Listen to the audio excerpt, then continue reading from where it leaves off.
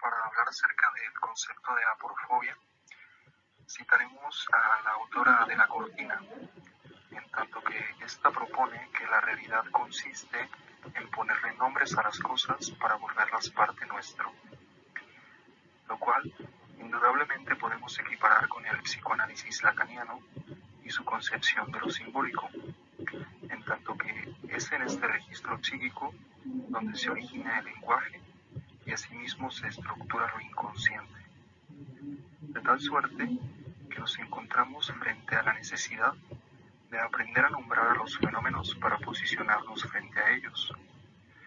Así pues, en lo que respecta al concepto sociológico del término, diremos que resulta necesario comprender la relación intrínseca existente entre la xenofobia y el racismo con la aporofobia, en tanto que desde estas posiciones de tipo fascista se considera que la etnia, la raza, la tendencia sexual o bien religión es superior y por lo tanto el rechazo del otro es legitimado. Sin embargo, una pregunta que se muestra importante en lo que respecta a este tema es la siguiente: ¿es realmente rechazo a la raza?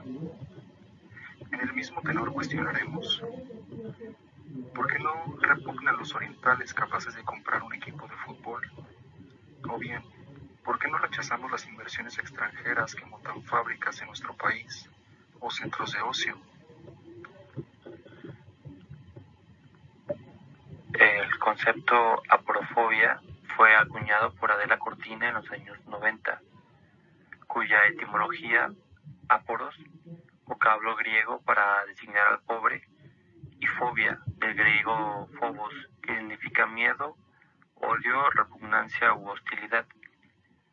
Podemos decir entonces que la aporofobia es el miedo y rechazo ante el pobre, el que no tiene recursos o el que está desamparado.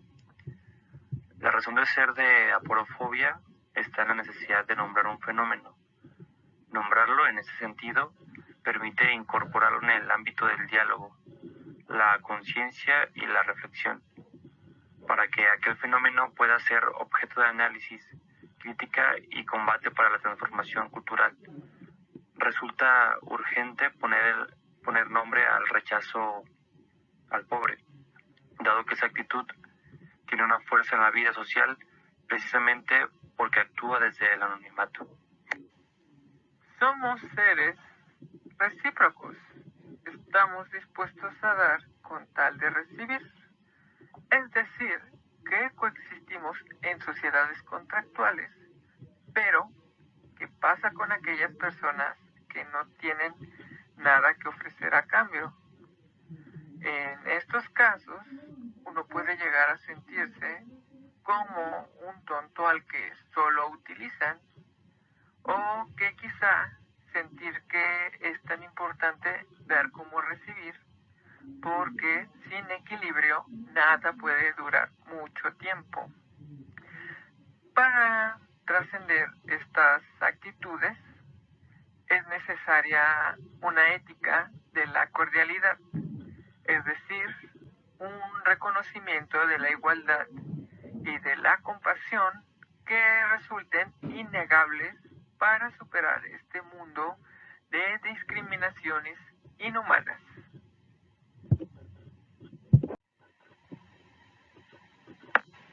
Hibridación cultural.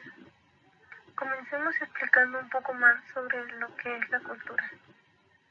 La cultura es la identidad de una comunidad definida por sus atributos únicos de tiempo, espacio y tradición. Al existir una mezcla o fusión entre dos culturas diferentes, se habla de hibridación cultural. Esto va de la forma de comunicación, comportarse, estructurar una sociedad. Se conforma por los valores, las normas, las leyes, creencias, símbolos, idiomas y tecnología.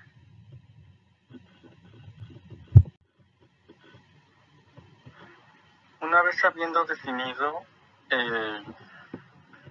el término de cultura, pasamos a lo siguiente, es lo que llamamos hibridación cultural, que consiste en la función de una cultura con otra, a veces porque comparten características parecidas y otras veces dan como resultado una nueva cultura mezclando dos que no parecen combinar.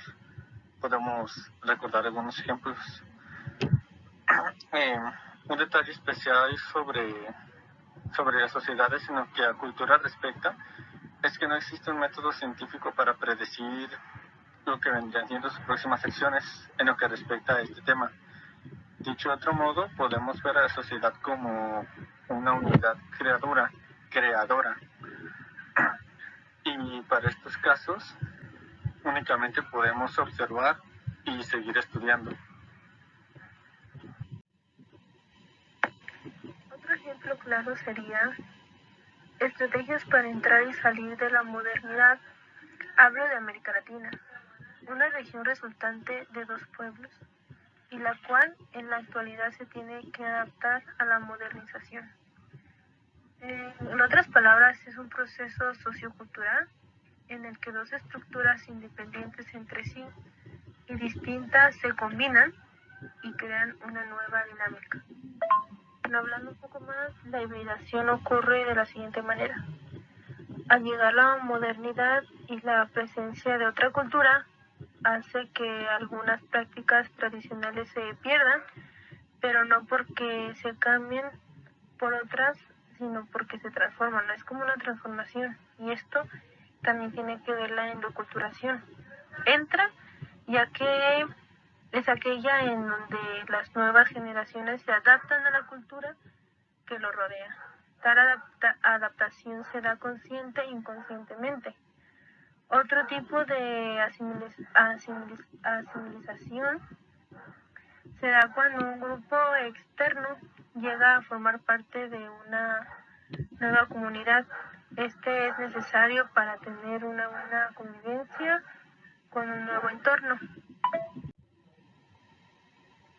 Bueno, para continuar un poco sobre este tema de la hibridación, me gustaría comentar lo siguiente. La noción de hibridación pretende en este caso ultrapasar las relaciones de oposición directa entre lo popular, lo culto y lo masivo, lo lúdico y lo racional, lo mítico y lo tecnológico. En una palabra, lo tradicional y lo moderno, volviéndose una noción que basada en el principio de la interculturalidad y la convivencia de temporalidades transhistóricas, niega la simplificación binaria entre pares de oposición conceptual como modelo de explicación de la realidad y de la dinámica social a favor de una perspectiva que reconoce en la función entre elementos aparentemente dispares la propia esencia de esa dinámica. Es decir, esta posmodernidad y modernidad no serían realidades excluyentes una de la otra, sino que deben ser comprendidas como formas complementarias que presuponen el propio movimiento de hibridación cultural, que como lo mencionábamos es este acompañamiento o junte de dos culturas sin importar los rasgos ya sean físicos o mentales.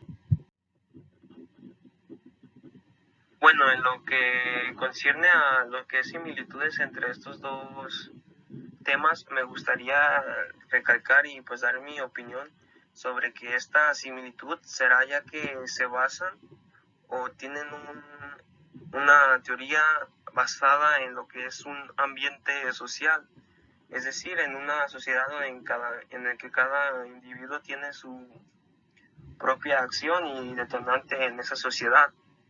Y esto desencadena esta formaciones de culturas separadas, pero que son al final formadas por la sociedad. Es decir, que esta similitud entre estos dos temas es que concierne a toda una sociedad, lo que desencadenará pues esta cultura. Así que no puede ser nada privado de un solo sujeto o de alguna persona en particular. Para hablar acerca de una de las semejanzas de estos dos temas, es que indudablemente algo que relaciona a ambos es que a la par de estos subyace una hegemonía cultural que evidencia en las características de ambos la vigencia del poder saber descrito por Foucault. donde el saber del capitalismo y globalización darwinianos se ven legitimados por la hibridación cultural, a la cual subyace indudablemente una hegemonía de tipo cultural. Y la diferencia entre el primer y el segundo tema que estamos tratando es que en la aporofobia, siendo un rechazo hacia un tipo de raza, en el caso de aporofobia, rechazo hacia la gente pobre, es que, bueno, la aporofobia es rechazo hacia un grupo, mientras que la hibridación cultural es abrir puertas a la unión entre una y otra. O sea, nos centramos en los aspectos positivos de ambos y se ve por la posibilidad de que estos se unan.